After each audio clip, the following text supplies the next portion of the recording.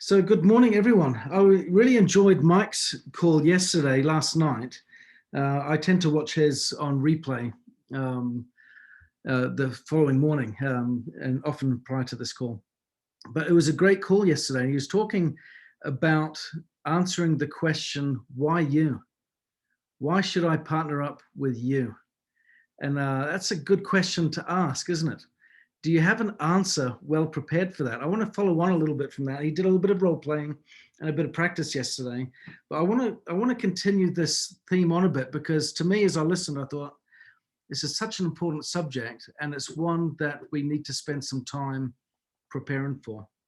I'll tell you what's really interesting about this subject. I want to get into the subject of storytelling today. What is your story that you present to others? Not the Nikan story, not the product story. What is your story, and why do people want to engage and participate with you as a business partner? I think this is something that is not often as crafted and prepared for as we could be. I'll tell you what's interesting. I did a little bit of research on storytelling and preparation for today's call, and came across something really interesting. A professor of psychology and neuroscience from Princeton University actually discovered that when people are engaged in storytelling, a storyteller and a listener, that their brain waves actually start to mirror each other and synchronize. Especially, and that rate of synchronization actually increases the more the listener comprehends the story. It's interesting that, isn't it? The brain waves start to sync and mirror each other. I'm not sure about you, but I got taught years ago that when you're wanting to build relationships with people, when you're face to face, that you mirror body language. Have you been taught that before? You've heard that? Yeah. So we mirror each other. If the person leans forward in their chair, you lean forward in your chair, not in an overtly copycatting way. Yeah. But we learn to practice that subtle art of mirroring body language. Well, this principle of storytelling takes that to a much higher level, because when we start to tell stories that are engaging, the brain waves start to mirror each other. And what that starts to tell us is a really interesting point. The point is, I'm trying to make your brain similar to mine in areas that really capture meaning, situation, and schema in the context of the world. Right. Well, what we're wanting to do is say, I want us to think alike for just a moment. And storytelling helps us to do just that. I want to backtrack a little bit to one of the first moments I heard a compelling story in network marketing. It was the first time I joined as a distributor for a company back when I was 23 years old. I joined a network marketing company as a distributor. I was fairly new to the country of the UK. I'd moved over from New Zealand. And the story that captured me, I realized as I made notes today about what makes a good story and how to write our own stories. We'll go through these point by point. But I noticed that my friend ticked every single box in that process. And he did it without realizing he was doing it. It was just the most genuine, authentic experience. But it was great. This was essentially his story. I was, like I said, I was about 23 years old. He was older than I was. I was single. He was married. He had children. He had a mortgage to pay. He had bills. He had financial worries. I was just getting started in life. But we knew each other, and I knew him to be someone that was really just, first of all, a great guy, but also wanting to do better in life. We'd had these conversations in the past. Maybe that was part of the preamble, the foundation laying that came beforehand, was we had some common beliefs there of wanting to get ahead and to do well, be ambitious and so on. Anyway, he came to me one day and he essentially said, and I may butcher it a little bit, but this is the essence of his story. He said, Ben, he says, I've just become friends with this great guy who's doing really well in business. And he's the number 2 guy in the company, but his goal is to become number 1. That's his goal. He wants to be number 1. In order for him to do that, he needs to find another leader that he can work with and build and develop in his organization. And he's asked me if I would be that leader. And he goes, my gosh, he's like, I am so excited because I've really been looking for an opportunity, right? For, as you know, we've been talking about this, to succeed and to get ahead financially. And this guy's going to help me do it. I really feel confident in this because not because I'm clever, but because he is. He said, anyway, he says, I'm jumping in on this and it's going to be really good. I'm really excited about it. I've gotten started already. He said, but in order for me to be that leader for him, I've got to have some leaders of my own. And he says, and I just got thinking about you, and I'd be really honored if you'd be one of my leaders. I think we could do a lot of things together. Now, that really grabbed my attention for a number of different reasons. Often, and I'm going to jump back to yesterday's call with Mike, why you? We often think of this question, why would someone join me?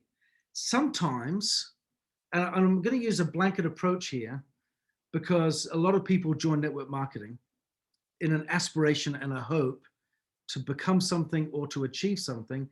And sometimes in that situation, they don't have the story to tell themselves. Why me?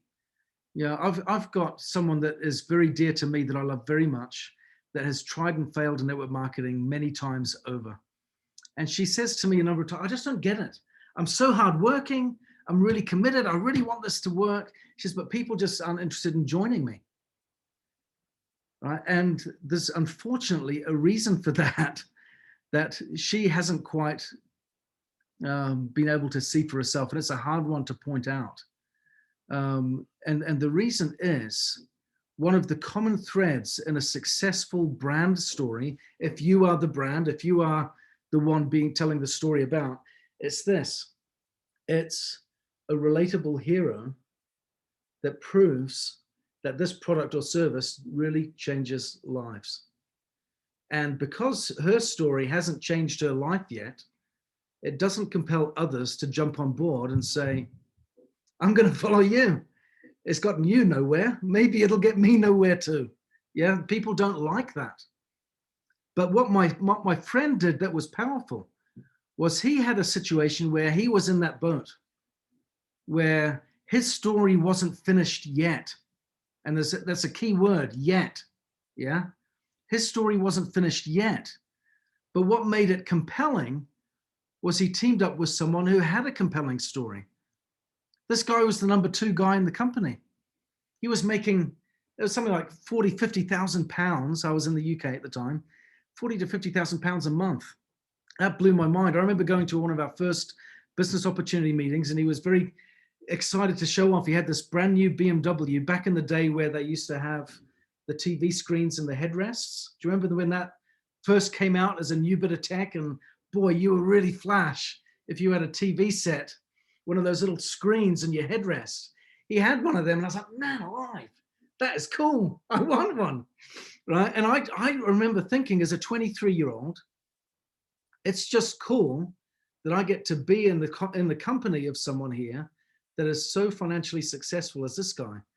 But what's great is he wants to tell us all his secrets. He wants to tell us how he's done it, right? Because he succeeds when we do. Now, the interesting thing is my sponsor was not that guy.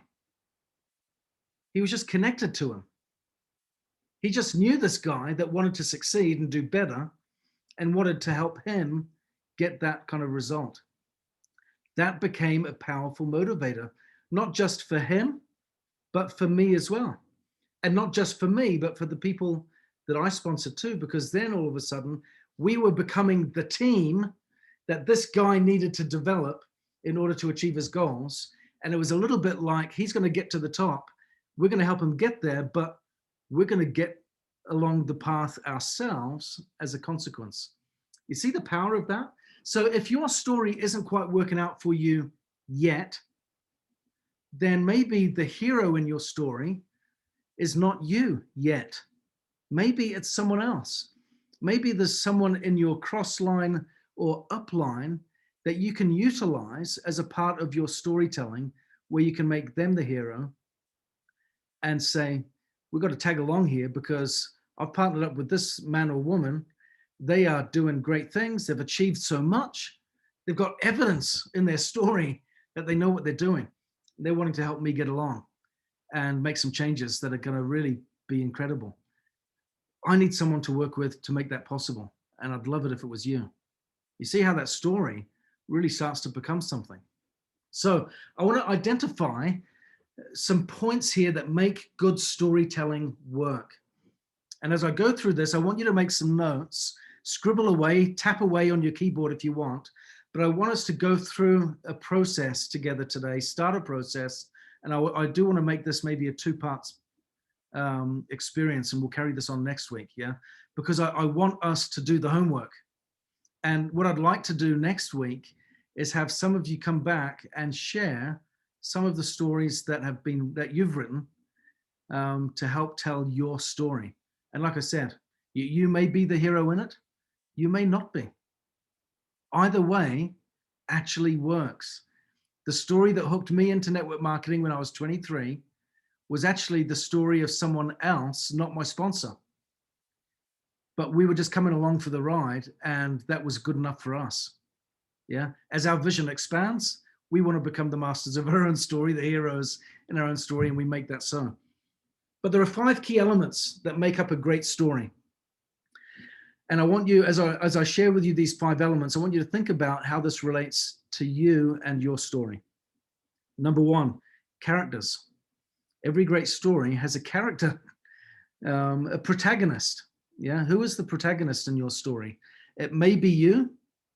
It may actually be someone else. Like I said, my friend, it was his sponsor. My sponsor, the protagonist in his story was his upline. It wasn't him. Number 2, setting. You notice in my friend's story, the setting was the present day. It wasn't the past or the future. It was actually the present. I'm not doing as well as I'd like to do in life, and I want to do better. The great key hero in my story is not me, it's someone else. They've done some great things, and they want me to change my present story. They want to help me do better. Number 3, plot. What is the purpose behind your story? For him, it was really nice and really simple. I want to do better, and this guy wants to do better. He's gonna succeed by helping me win. And I really like that. What a great business model. He wants to win, but he can only do that by helping me. And he's picked me. I'm the lucky winner. My lucky number has just come up today. And I've got this guy who wants to help me. But in order for me to win, I need to help someone else to win as well. And I want that to be you, Ben. All of a sudden now, I'm a part of that bigger guy's story. That got me excited. And it was just a subtle way of doing it. Number 4, conflict. What is the problem that we're trying to solve here? For him, it was really simple. I'm married, I've got children, my career has not gone the way I want it to, and I want to do better in life. I'm getting frustrated and fed up with things turning out the way they are. I want to do something different. There was the conflict. There was the problem. And then number 5 naturally follows conflict. Resolution. What is the resolution to the conflict? Here is my story. This is it. This is my chance. The resolution was in the hope of what may be in partnering up with this guy that has got a proven track record in knowing how to win. This was my moment. This is my chance. And Ben, you can be in on this too. You can win as well. We've both been wanting to get ahead. Maybe we can do this together. I can help you, you can help me, and together we can win. And this guy's going to show us how to do it. That's a great story. It's a collaborative story, isn't it? Really simple, really straightforward, but it covered those 5 simple areas of what makes a great story. Now, I've got some other points here that I've written down on how we can make our own stories great, okay? So point number 1, I want you to think about, as you start to craft your own story, because we can sit down and go, okay, who am I? What am I about? The first question you want to ask is, what can I turn into a story? Okay, and the question that precedes that is, what do people around me want or need? Okay, so first start off by identifying what might be a typical point of conflict or need for resolution, looking at those last 2 elements of the story, that others typically face. Financial stress, we know, is one of the big stresses for most people in life. Okay, so the question you got to ask is, how can I turn that into a story? Identify the need of someone else, a behavior of your consumer or your potential business partner. What is it about that experience that I can turn into a story so that I can connect with them? Again, we want our brain waves mirroring. I read again this morning, just out of interest, that when it comes to healthcare or self-care, people are more inclined to make a change when they can see someone they relate to making a change themselves. That's interesting. That's been proven. People are more likely to make a change when they see someone they identify with making a change themselves. Yeah. Sometimes, for example, what is it that helps someone quit smoking? Maybe their mate has decided to give up themselves. What makes someone want to lose weight? Maybe I know I should, but my friends just started going on a diet. I'm going to join her. Yeah. Sometimes it's someone else that's making a change that motivates someone to make a change. Yeah. So incorporate that aspect into your story. What is it that you can turn into a story? Number 2, find a hero. And like I said, the hero may be you, but it may not be. In my instance, when I first joined as a distributor all those years ago, back in my 20s, the hero of the story that pulled me in was not my sponsor. It was his. And that was his story. That was my sponsor's story. I loved that. He was humble enough to make someone else the hero. That can work just fine as well. Okay, number 3, give your hero a goal or a desire. What is the hero of your story wanting to achieve? Again, let's look back at my friend's story here. The hero in his story was wanting to become number 1 in the business. He's achieved a lot of success. He's on a mission and he wants to become number 1. Awesome. But in order to do that, he needs to help me. I'm an essential ingredient in his success. Great reason. A great reason there. He had a desire. He added a source of conflict. Point number 4, what is the source of conflict? Add that in. What problem are you striving to overcome? The source of conflict can be your own. Yeah. You can have the source of conflict and the desire for resolution. Yeah. And the hero can be someone that you have confidence in is going to help you get that resolution. But what's the source of conflict? What's the pain point? Again, make it relatable. If it's financial stress that you're helping others overcome, because we're looking for business builders, yeah, not customers in this example, then you want to make sure that your point of stress or your point of conflict relates to that challenge, relates to that dynamic. Okay, so make sure that you add in a source of conflict that relates. Okay. Number 5, this is really important too. Make it entertaining. Make your story entertaining. That's a bit that takes a bit of practice. Yeah. It takes a bit of work there to bring in an element of humor, to make it sound natural and organic, but it's actually really well rehearsed. Yeah.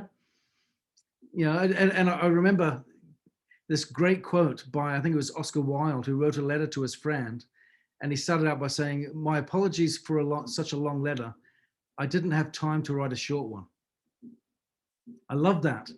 I have found as a writer, and I'm sure you found it too, as you've written emails or Google ads or Facebook posts where you're trying to grab people's attention or different things, the real crafting of a great story is in the recrafting. It's in the editing.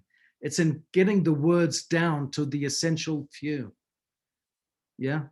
My wife has always said to me, perhaps because I talk a lot, a wise man says all he ought, not all he can. Yeah. You keep on getting it back to front, Ben. You say all you can, not all you ought.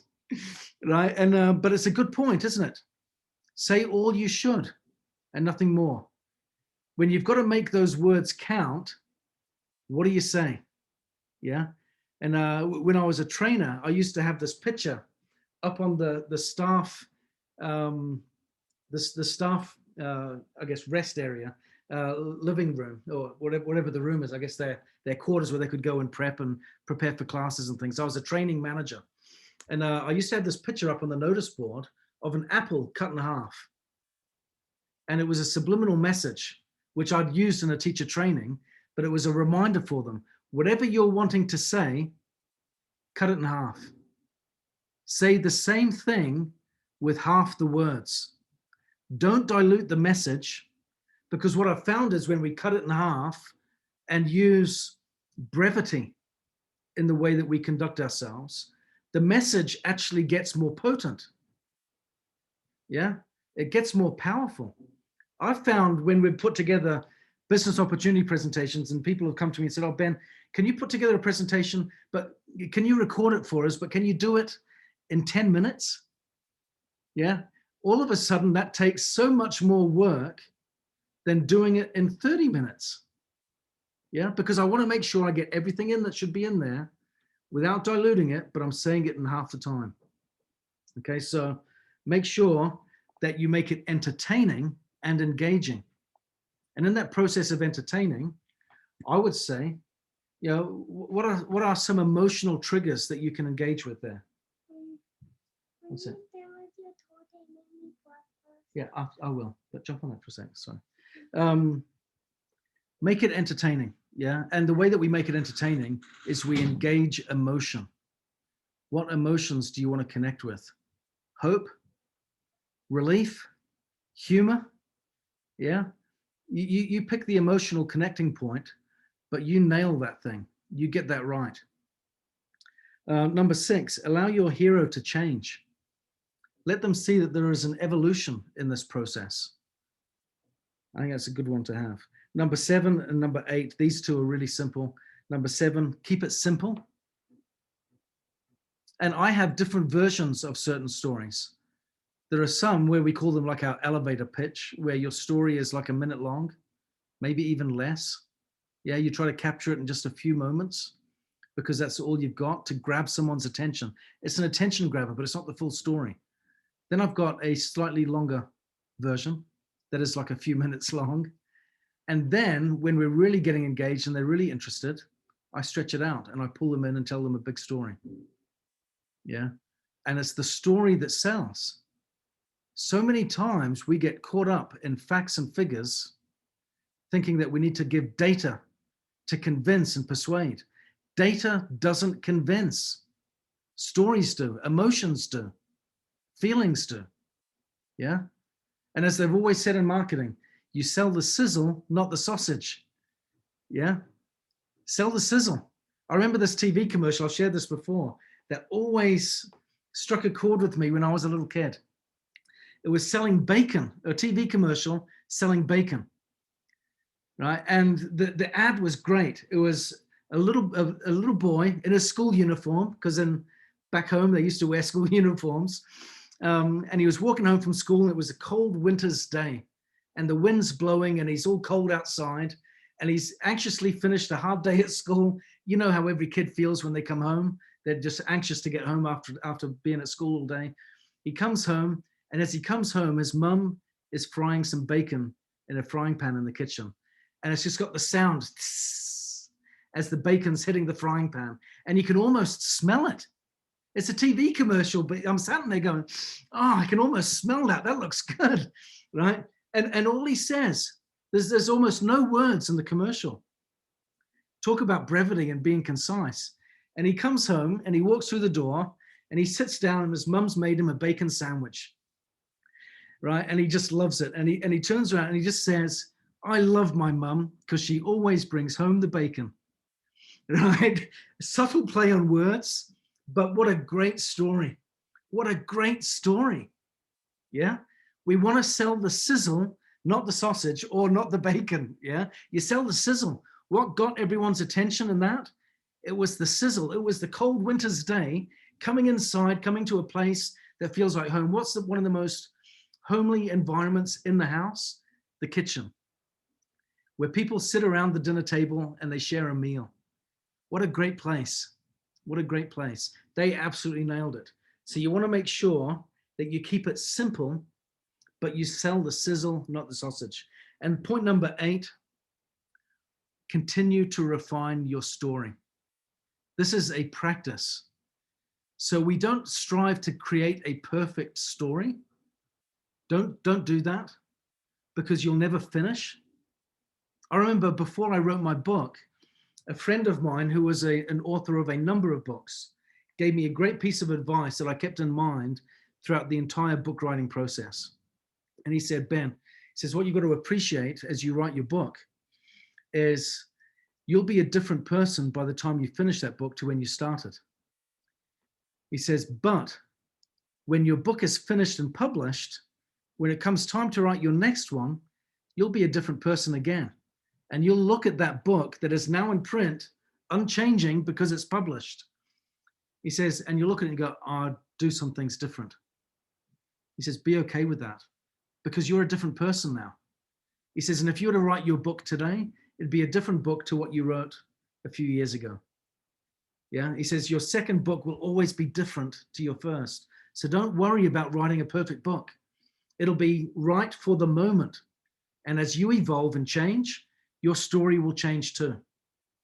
So don't worry about it. And that made me feel so much better, because it's nothing more daunting in the writing stage when you're publishing than those final few moments when you're sitting down with the editor and they go, right, is it all done? Is it finished? Are we signing off on this print? Right? Is this the one that goes to print? And I'm going, oh, if I say yes now, there's no going back. Right? It's a scary moment, that, but I just had my friend's words in my mind.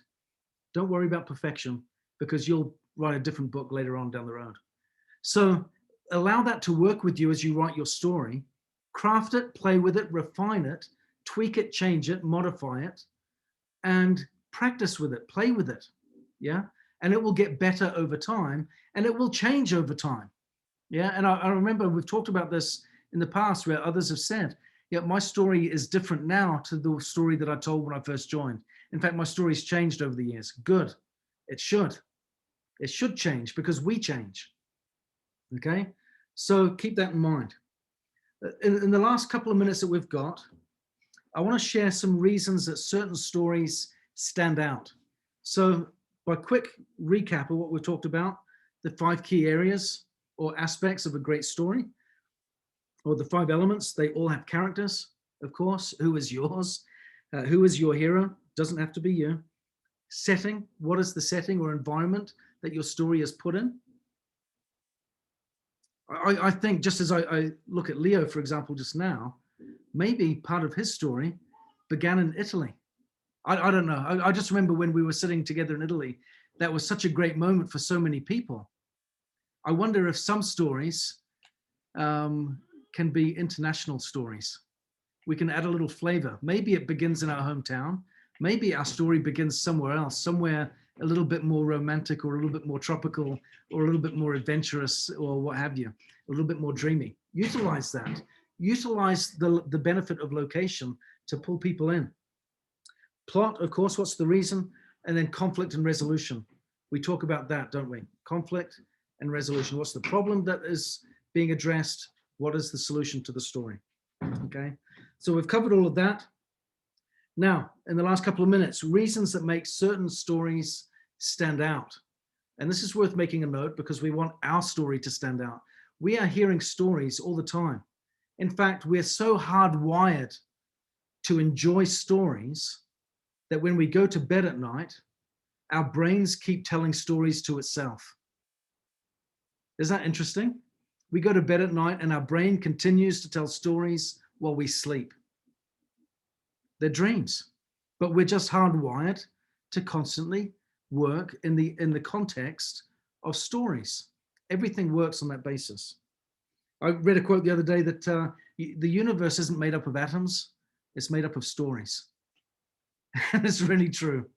Okay, so here are the reasons that stories stand out. They have an emotional impact. Does your story have a real emotional impact? Does it pull at the heartstrings? Does it make someone laugh? Does it make them connect and resonate with what your story is all about. Again, we need to make sure that that's relatable. 2, they have a sense of humor. Some of the great stories that we love make us laugh. Laughter is one of the fastest ways to connect with people. It's one of the fastest ways. If you want to make an emotional connection with someone as you're building relationships with people, make them laugh. When you make someone laugh, and it's literally neuroscience, that the pathways in the brain where when laughter occurs are super short, where we make connections. They're really short. We get there real fast. So if you do want to make good connections quickly, making people laugh is a great way to do it. If you can integrate that into your storytelling, that would be cool. Take a risk. Be willing to get out there. So in the spirit of passing on advice, I have a friend who has now got excited when he saw that I'd written a book, decided to do the same, and has started the process of writing. And I've introduced him to my publisher, and he's on his journey. And we sat down for lunch not that long ago, and he wanted to pick my brains about the book writing process, the storytelling, and what have you. He said, what advice would you give me as a new author? I said, this is really strange advice to give, but it makes sense once you're in the process. I never thought of it beforehand, but I felt it in my own journey. If you want to write a great book, be a courageous author. Be a courageous author. I said, what I mean by that is I had to integrate my story into my book. And there were certain parts of my story that I knew would really be relevant and important to validate my message and to give reason as to why I'm an authority on the subject. But it was scary to tell that part of my story. It was scary for me. Yeah, so be willing to take a risk in telling your story. Be okay with being a little vulnerable. People love authenticity, so much so that that's almost become a cliche now, that word authentic. Yeah, but in the cliche, there is still value. We crave and need authenticity. And that sometimes demands vulnerability, and that can be scary. But to put it in a more positive slant, be brave. As you tell your story, be brave. Some of the great stories target a new audience. Maybe in the process, you can look at some other people that you may not have considered before and tell the story to a different group. Maybe you tie into nostalgia. That story about the boy coming home from school to a bacon sandwich was nostalgic. It was nostalgic, wasn't it? Because it made me, even now I look back at that story and I go, I remember back in the day when I was a kid, and you have a moment like that. They were great moments in time. Yeah, nostalgia plays a part. But they all have this one thing in common: a relatable hero who shows that using a product or service changes lives for the better. That's the overarching objective of your story. I'll say it again. The overarching objective of your story is to demonstrate or present a relatable hero who shows that using a product or service can change lives for the better. That's what they all have in common. So you want to make your hero relatable. You want it to be engaging. You want it to be brief, concise, and to the point. You want it to be relatable and understandable, entertaining, and you want it to pack an emotional punch. Okay, so I would like us to carry this on next week. Okay, so next week, what I'd like us to do is come back prepared to share our story. So my invitation to you today, and I'll put this in the newsletter. I hope you're all connected to the weekly newsletter I send out, but I'll put it in the newsletter as well as a reminder. But I want you all to think about your story, make some notes, and have some practice so that next week you come prepared to share and encourage each other, because we will learn more through hearing other people's stories than we will by simply just going through these key points today. So here are the outlines, the framework to work with today. What I'd like us to do next week is come back and share what is my story that I share. Sound good? Can I get a firm thumbs up for willingness to share your story? Awesome, I like it, great. Okay, so thank you all very much. I hope this has been helpful. I want to promise you, as you share your stories, as you craft them well, as you really put some time and attention to this, craft it well, you'll make a bigger difference. More people will connect, more people will relate, more people will want to partner with you, because stories at the end of the day are everything. They're everything. Okay, so let's make our stories compelling. I'll see you next week, and I look forward to hearing the stories. Take care, everyone. Thank you, Ben. Thank Quick you. question, Ben. Are you Yeah. giving us a length of time? 5 minutes or less? 3 minutes? What's Well, your like I time said, frame? I've got a number of different stories. I wouldn't go for the long one, but if you can put your story into a couple of minutes, you know, I don't want to have an elevator pitch. I want you to be able to condense it to an elevator pitch. But if you can have it as a couple of minutes, just a few minutes, like I said, like my friend's example. I've just met this guy. He's just doing incredible things in business. He's got this incredible goal to become #1. But in order to do that, he wants to help me succeed. He needs to help me succeed. He's picked me. I'm so excited. This means so much but I need to do the same thing, and I want it to be you. He did that in just a couple of minutes. Yeah. But boy, did it grab attention. And then continuing conversations ensued as a result. And we got to hear much bigger, more engaging stories that led to me staying awake at night as a result. That's what we want. Yeah. So just a few minutes, a couple minutes. Okay. So any other questions before we go? Awesome. Awesome. We'll see you next week, and I look forward to hearing the stories. If you get stuck during the week, reach out to me, email me, send me your samples, say this is where I'm at, what do you think? And we can work on it together if you want. I'd be happy to do that too. So utilize me as a resource if you wish. I'm here to help. Okay, see you next week. Bye-bye. Thanks, Ben.